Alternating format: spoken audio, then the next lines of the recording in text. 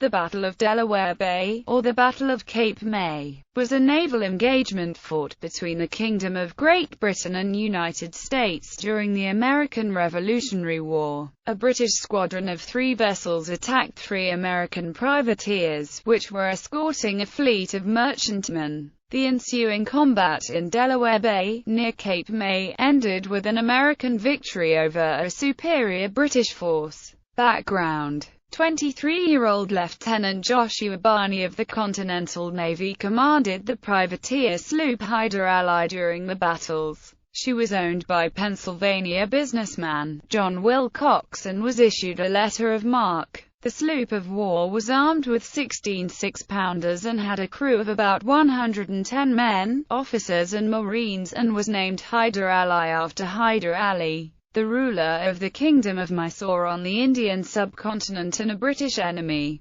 Also with Lieutenant Barney were the privateer sloops Charming Sally, of 10 guns, and the 12-gun General Greene. Barney's first command was to escort a rebel fleet of 5 merchantmen to the Delaware Bay. During this cruise, 3 British ships were sighted and a battle began. British forces included the 32-gun frigate HMS Quebec under Captain Christopher Mason, the 24-gun sloop of war HMS General Monk under Captain Josiah Rogers, and a New York privateer brig named Fair American crewed by American loyalists. Fair American was the former American privateer General Washington, commanded by Silas Talbot at her capture. Battle. At nightfall of April 7, 1782, the American convoy anchored within Cape May due to the wind which had died down to a calm. Later that night the British in HMS Quebec and General Monk sighted the enemy fleet and anchored off the Cape and made preparations to attack the Hyder Ally, which was considered the most formidable ship of the fleet.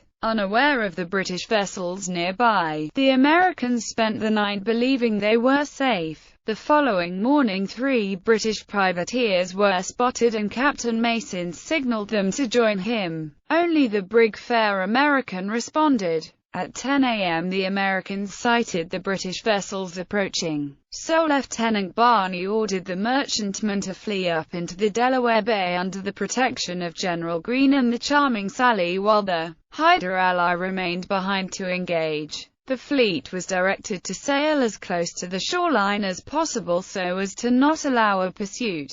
The larger British vessels would have a hard time following in the shallow water. General Greene disobeyed Barney's orders and prepared for battle, and the Charming Sally grounded on a shoal and was abandoned by her crew. At about 11 a.m. the 3 British vessels were identified by the Americans. HMS Quebec stood off the nearby Cape Henlopen to prevent the Americans from escaping Cape May into the Atlantic, but this was unnecessary as the Americans were headed into the bay rather than into open sea. The Fair American led the advance with General Monk behind. Sometime after 12 p.m. the British came within range of the 2 American privateers. To try to lure the General Monk closer, Lieutenant Barney turned about as if attempting to flee. The Fair American opened fire with a broadside followed by another. The shots were accurate but caused little damage. Still in a fake retreat, Hyder Ally's gun ports remained closed and no shots had yet been fired by the Continentals. General Greene did the same as Hyder Ally and turned around, but she grounded just outside British gun range. The trick worked. Fair American broke off the effort to attack the General Greene as HMS General Monk proceeded forward to attack the Hyder Ally. Fortunately for Continental forces, the Fair American grounded in shallow water and was permanently put out of the action due to damage to her hull. Heading forward, Captain Rogers decided to slow down and launch a boat to take the abandoned Charming Sally, after which he continued on until he caught up with the Hyder Ally. When within range of pistols, Captain Rogers ordered her to surrender. Barney answered with a broadside of grape, canister and round shot which raked the deck of the British sloop, killing some sailors and marines.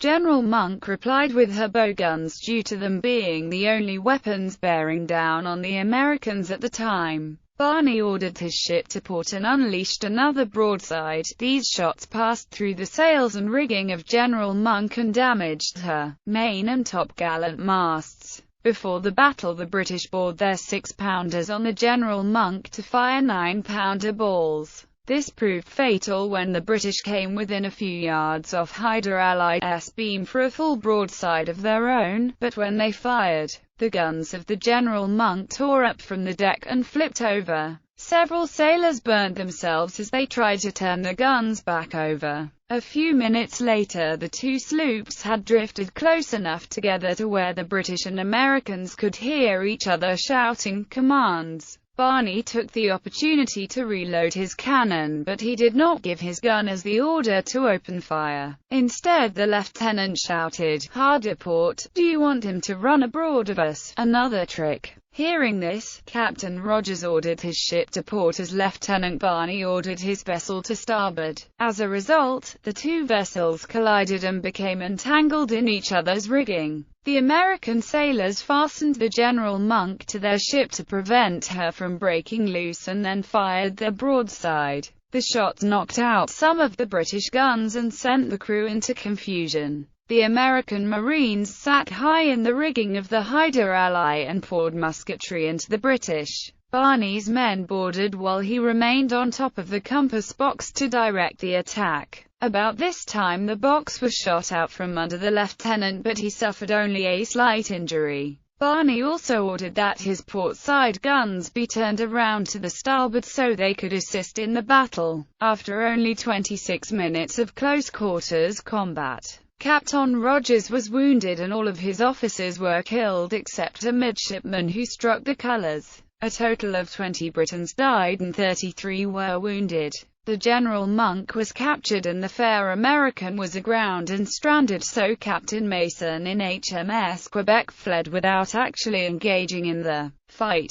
American forces suffered the loss of 4 killed and 11 wounded. The Charming Molly was captured without a fight. The Hyder Ally was damaged considerably and the General Green was grounded but refloated after HMS Quebec began her retreat. Aftermath: the Americans won the day and Lieutenant Joshua Barney was given command of the prize HMS General Monk, which had well over 300 shot holes in her sides. He was then ordered to France to deliver dispatches to Benjamin Franklin before joining the French Navy after the war ended. During the War of 1812, Barney was a captain and commanded the Chesapeake Bay Flotilla and later commanded Marines and sailors at the Battle of Bladensburg. Later, the story of the Delaware Bay action was put into print by Myron V. Brewington, author of the book The Battle of Delaware Bay, 1782. Order of battle: Continental Navy, Hyder Allied, sloop of war, flagship.